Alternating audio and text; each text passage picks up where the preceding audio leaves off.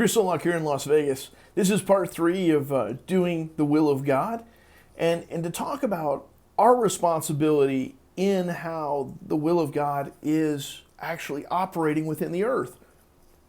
I continually hear from people all the time where pastors or missionaries or prophetic men of God who have been given calls to go different places and they don't receive the funds necessary for the vision.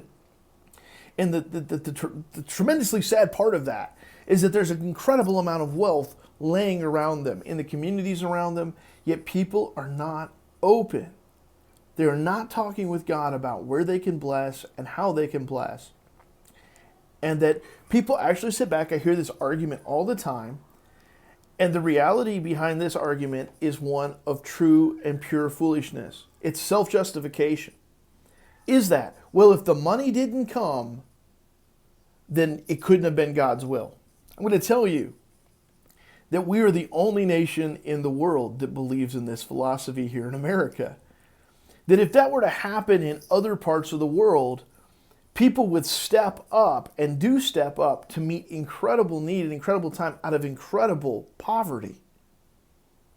Because when a man of God, someone who's recognized as a man of God, says, God has given me a call and a vision, the people of the nations, they understand the importance that that person must go, that person must be sent, and to understand they believe that God will bless those who send those in which he blesses.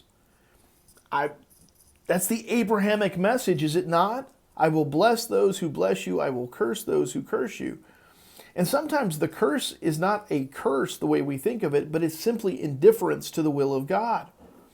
And this is what I wanted to speak to this morning, that it is pure love. We have to become more aware of ourselves. If we, in fact, were given a purpose to go do something, and no one wanted to help you, and you had no means of doing it without someone else's help, because that was the way it was set up, that was the way the system worked, that would be tremendously frustrating. It'd be tremendously discouraging.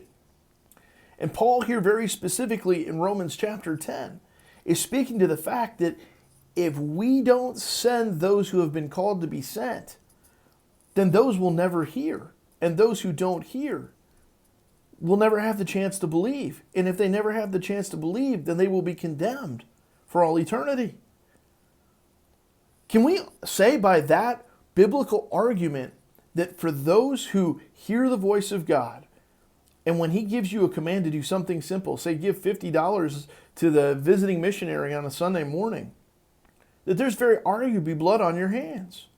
Like I said, I'm not trying to bring about condemnation through this message, but simply to awaken our minds to the fact that when God speaks, you and I carry a unique and important responsibility to meet that call, whatever it may be.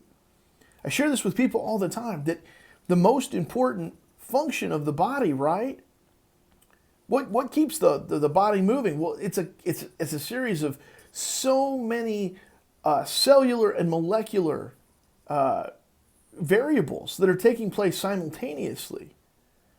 But think of this. The example of holding a sword, right? And those sent into the field being the very tip of a sword. Well, it takes a hand to hold the sword. It takes a wrist to support the hand. It takes a forearm to have the strength in which to thrust it. It takes a bicep and a tricep for that motion. It takes a shoulder, right? It takes a torso, it takes a head. It takes the entire body for that tip of that very sword to have any effectiveness for the purpose in which it was created. And what does Jesus call the gospel itself? A double-edged sword. Folks, please listen to me. We must be talking to the Lord about how not only how we interact with him daily and how he wants to lead us in our lives, but most importantly, how do we support the brothers and sisters around us? Whether it could be as simple as taking some groceries to a neighbor you know that is in need. It can be such simple things. Matthew 25 clearly states, Jesus said, in judgment, mind you, that there's a special place in the Father's heart for those who visited those who are widowed, who brought clothes to those who didn't have any, who brought food for those who were hungry, who visited those in prison. For he said, you didn't do that for the least of these, you did it to me. See, we have to understand that our giving is all motive-based. Matthew 6 speaks to this in the words of Jesus. He says that it doesn't matter what you give and how you give, simply do not store up and invest in the world system, but invest in the eternal system. And Paul here in Romans 10, verses 10 through 17, illustrates for us that the gospel and salvation will never take place if those who have been asked to simply give, not to sacrifice, but to give out of what they have been given by God. And this is the question I will pose today. This is an important question because it stops so many people from giving. It continues to keep people from participating in the fullness of God's will for your life and that of His body, the function of His body. Is simply the question, do you believe that every good thing you have has truly come from God, or do you believe that you have manifested it? I tell you, if you believe that you have manifested it and God has simply sanctioned it, then you're going to think of it as yours and not His. When you think of everything as His that He has given to you, I'm going to tell you, it's much easier to give it back to Him. If someone lends you your entire lifestyle, gives you everything that you have, and they come back and they ask you, and you have sustaining wealth, and they come back and they say, hey, I need $50. They've given you everything, right? Your transportation, your house, your food, your lifestyle, and you're very comfortable, you're happy, your children are well educated, all of these wonderful things, right? You have a very peaceful, comfortable lifestyle. And someone comes back and asks you for $50. Maybe they come back and they ask you for $500. Maybe they come and ask you for $1,000 or $2,000.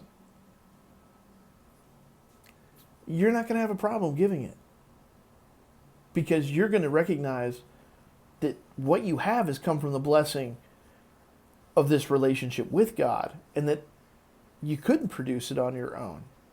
That simply is delusion. I want to tell you, if you believe that your wealth and your blessings are simply the manifestation of yourself, then I'm going to tell you, you don't have intimate relationship with the Lord. I'm going to tell you, there's no way that these two ideas can coincide, that you believe in yourself. And Jesus already said in Luke 9, deny the self, pick up your cross, follow me. So if your belief is in yourself, you're already in denial of what Jesus has told you to do. And if you're really not acknowledging, as someone who claims to have a relationship with God, that your blessings stem from Him and not from you, then it shouldn't be a difficult thing to just hand back to Him what is already rightfully His. And the incredible thing is that you're not sowing into something temporal that will simply burn away, but you're sowing into something eternal that will never cease. This should be exciting for us. So, I challenge you with that. Where is your heart's motive? Do you give because you want to get something in return, or do you give because you're excited to give back to the Lord because He has so generously given to you? That's the question I leave you with and challenge you with today. Until tomorrow, thanks.